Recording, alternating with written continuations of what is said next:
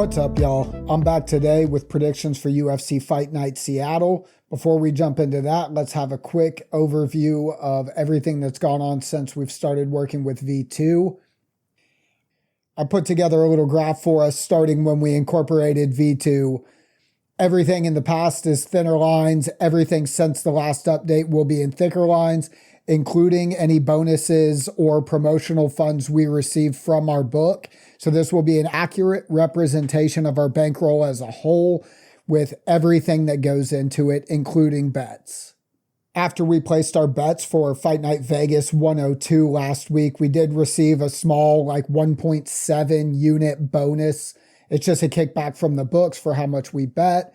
And then UFC Fight Night Vegas went incredibly well. We were able to cash on 9 out of our 12 wagers and ended up with about a 7.5% increase to our bankroll overall. We've yet to lose money on a single event since the introduction of V2. I'm very excited to try keeping that going this week. So let's get right into the predictions for UFC Fight Night Cejudo versus Song.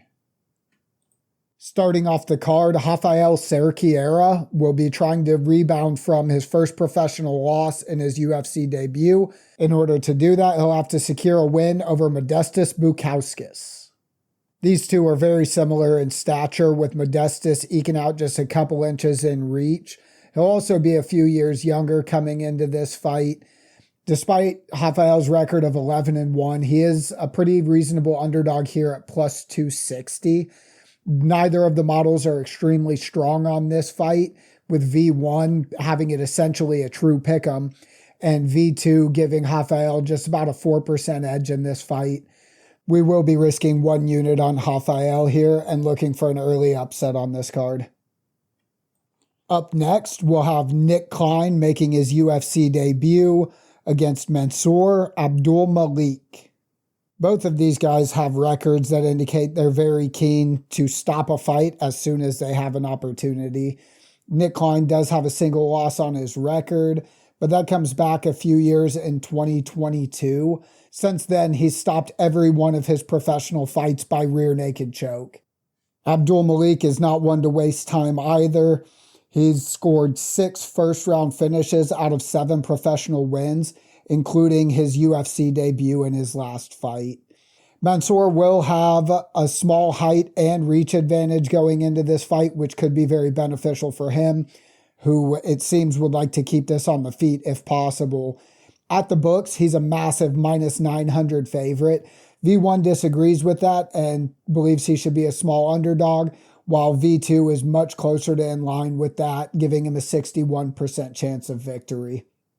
I'm not too keen on betting fights with a VIG as large as this is, but for the time being now, we're just betting every fight as V2 predicts it. So we will be placing 9 units on Abdulmalik to return 1 unit with a win.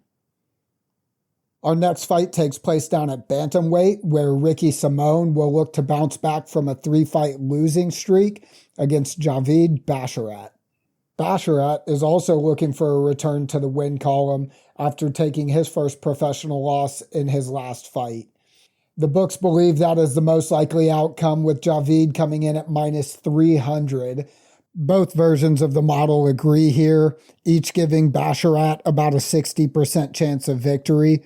Because of that, we will be putting 4.5 units on Javid here in order to return 1.5 units with a win. Back at middleweight again, we have Nursultan Ruziboev versus Eric Mekonico. Despite being a few years older, Eric is the much less experienced fighter, with only 11 professional fights compared to Ruziboev's 43. Their reach is nearly identical, but Ruziboev will also have a 5-inch advantage in height. Nursultan is a minus 300 favorite at the books, and both models do agree, even though V2 of the model just barely has him edging it out in this one. Again, we'll be risking 4.5 units on this to profit 1.5 units with a win. Moving up to 205, we have Iwan Kutelaba taking on Ibo Aslan. As you can see from their records, these two guys love to finish fights.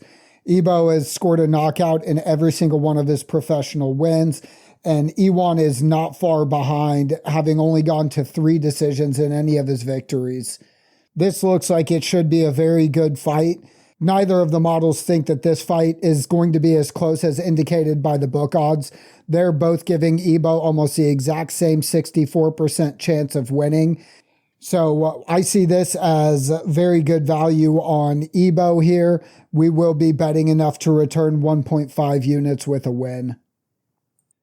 Closing out the prelims, we'll see Andre Fili fighting Melquizel Costa.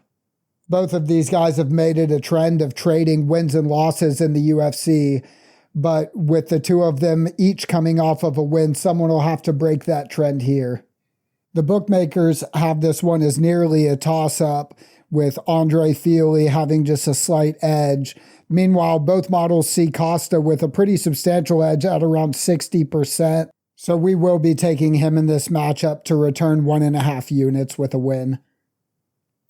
The main card will kick off with a light heavyweight bout between Alonzo Menafield and the UFC newcomer Julius Walker.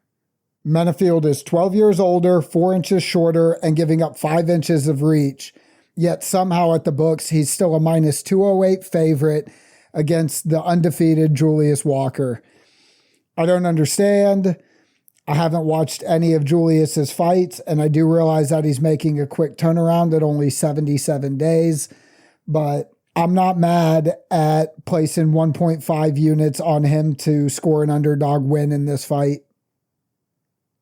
Back down at featherweight again, we've got John Silva taking on Melsik Bagdasaryan. Bagdasaryan will have a small height and reach advantage here, but he's coming back off of a very, very long layoff. From what I can find, that was partially due to a torn labrum that happened in the middle of last year. Silva, on the other hand, is a bit more experienced, but most importantly, he's training with the fighting nerds, which all but guarantees you a win as of late.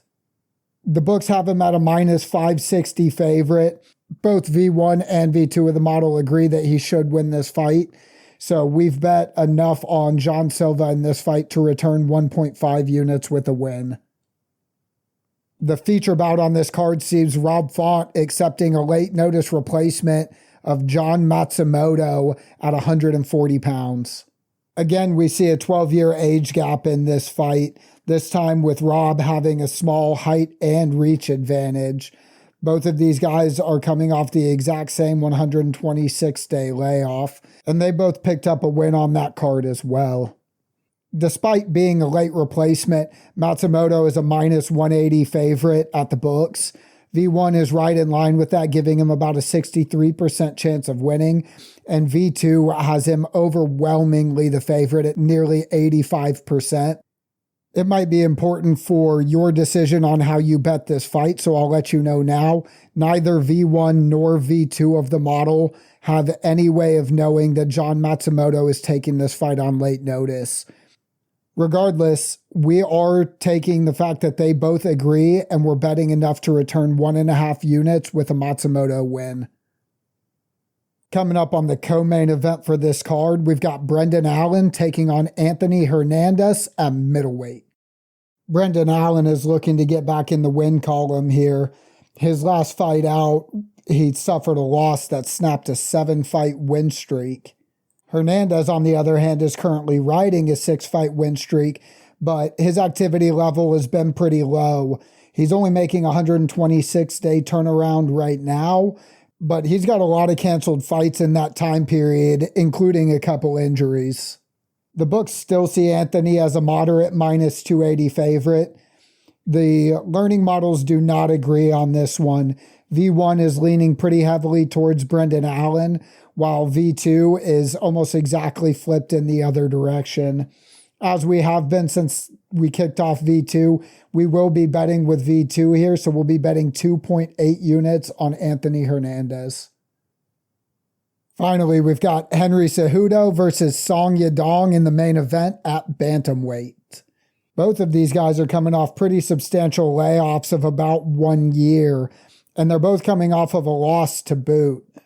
This might be a little worse for Henry because he seems to retire after every fight these days and has yet to win a fight after retirement. On top of that, he's also 38 years old. To be fair, though, if I was betting the way that I wanted to, I would be laying my money on Henry Cejudo to win this fight. But I don't make any decisions anymore, and both versions of the model, even V2 at 50.15%, are leaning towards Song Yadong here. So I will be betting enough on Song to return 1.5 units with a win. That's all of the fights on this card, so let's go ahead and have a look at the totals. There are 11 fights on this card, and we placed a wager on each of them. 8 of those wagers were on favorites, 3 on underdogs. Both of the models agreed on 8 of those wagers, including 2 of the underdog bets. So all of those, the risk was multiplied by 1.5. Our total risk on this card came out to 44.2% of our bankroll, and our potential win comes out just shy of 62 units. Our potential gain is about 40% ROI, which is a little low recently, but with so many favorites, it's kind of what we expect. One Championship does have an event coming up later this week, and my sportsbook just dropped lines for it. So if you're interested in that, you can check out the Patreon. All of the predictions for that fight will be up there shortly. That's all we've got for you this week. Good luck on all your wagers. We'll see you guys next week.